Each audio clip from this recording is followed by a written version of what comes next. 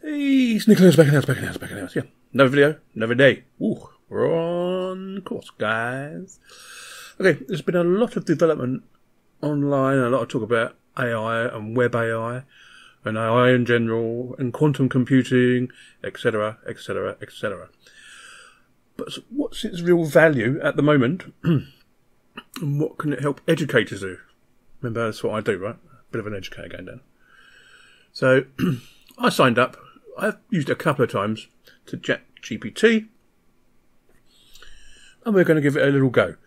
Now, bearing in mind we're all into Linux, okay, we're going to do we'll do some computing questions, and then we'll go for there, okay. Now, you could use this as like an online Wikipedia.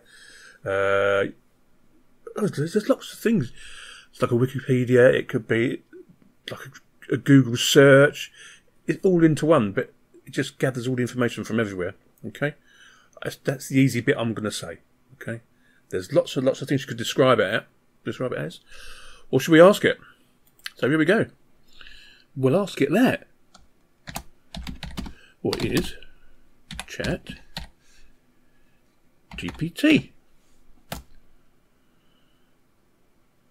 And then we hit the button, and this comes up. Okay, and it gives us the answer. Now, this is an easy one for it to do, isn't it? It's just telling you about itself. You can stop it any time you want this, so it's entirely up to you. I'll have a bit of apple juice as I'm not working tomorrow, okay? That was lovely. So, ChatGPT is a large model developed for OpenAI. It's a variant of the GPT, which is Generative Pre-trained Transformer Model, which is trained on a massive amount of text and data that it can gather, basically. ChatGPT can be fine-tuned for a variety of tasks, such as language translation, text summarization, and answering questions. And a lot more than that. Awful lot more than that. So that's the basic answer. So, being computing, we're going to say, okay, really? What is Linux? Because that's what we want to know, isn't it? Yes, I'll go. What is Linux? It does the little flashy things, it goes through all its servers, and off we go. And we know what it's going to say, basically, don't we? Now, normally, they're only short answers, but I have seen people have enormously long answers. Okay, Linux is a free and open source operating system. We know, yep. There's double L cool J there, LLT. Stability, flexibility. It's all the things it's gathered from the web, from whatever, could be everywhere, which it is. It's probably on web servers. It's a good alternative to Windows and Mac OS, but due to its open source nature, the low cost of ownership. That's a good answer, isn't it, when you think about it?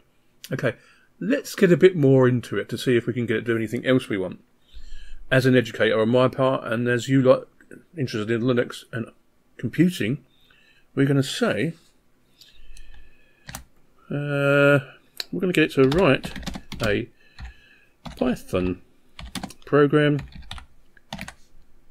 if I could spell Python, that is. Let me just autocorrect that because I'm so lazy. For a traffic light, what should we say? For traffic lights, we're not going to give it too many parameters. Remember, the more parameters you give it, the better the answer. So what's it going to come out with? Let's have a go. I think I did this earlier, and you'll be amazed at some of the answers it comes up with. So it's thinking about it. Here we go. It's actually going to write some code for you. I know.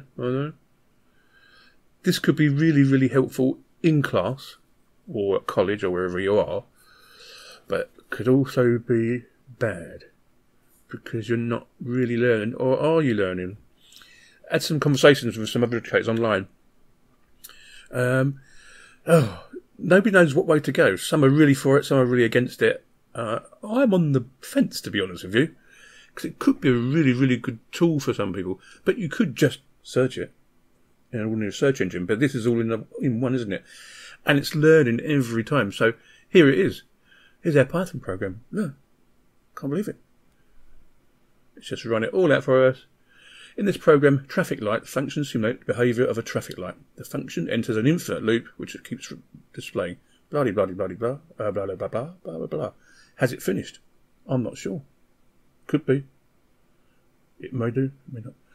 One of the things here, though, you can actually copy the code and paste it into, say, VS Studio or Virtual Studio or Virtual Code or whatever coding platform you're going to use at the time. The answers are already there.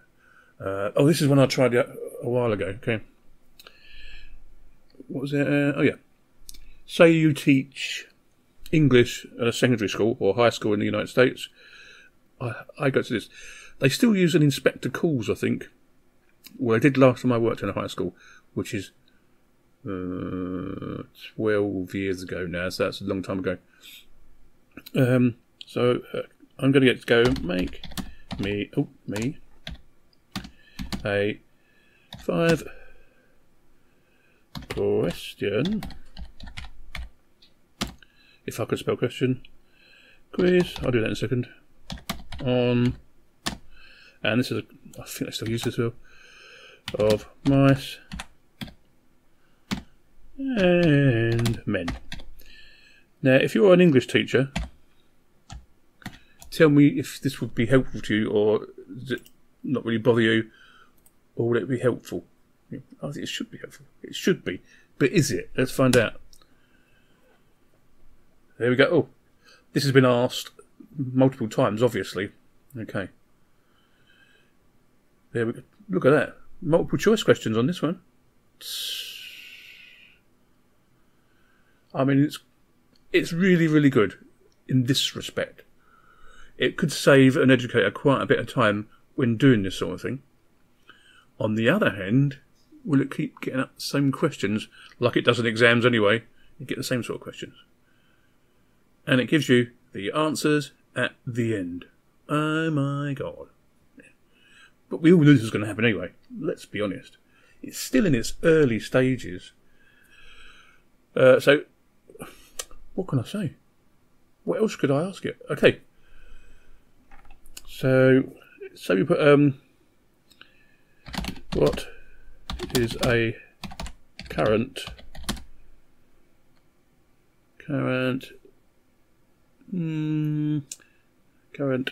program for teaching computer science? There are several programs. We will blah blah blah. Now, because I've got a bit more parameters here, I'll get a bigger answer. Have you noticed what I'm saying here? I know. Hour of code. That's not actually a program. See, it doesn't come up with total answers for you.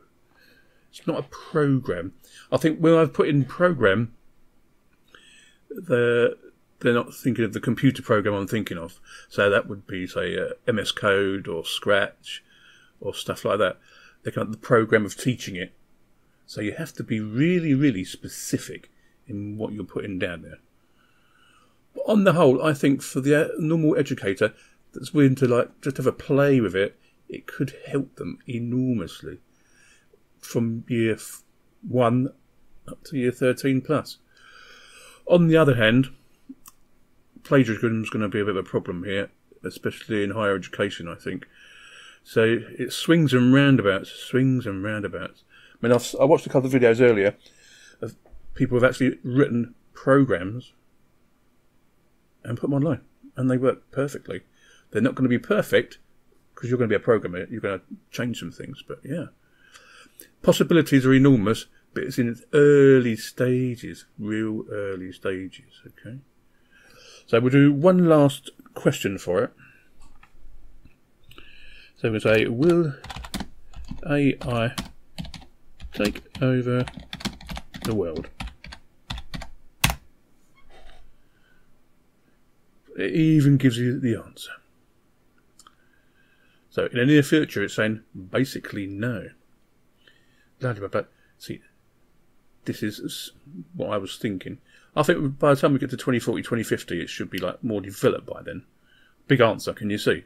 Real big answer. But the one for me here was the Python program. It will write the program for you and extras if you so wish to do so, which is good. I even asked it to write a program to decode MP3s. Who knew? Who knew? So yeah, that's just a little one on ChatGPT, and would it be good for educators and everybody? Leave your answers down below, and this should get a good discussion going, I think. Sneaky Linux out. I see you later. Bye bye.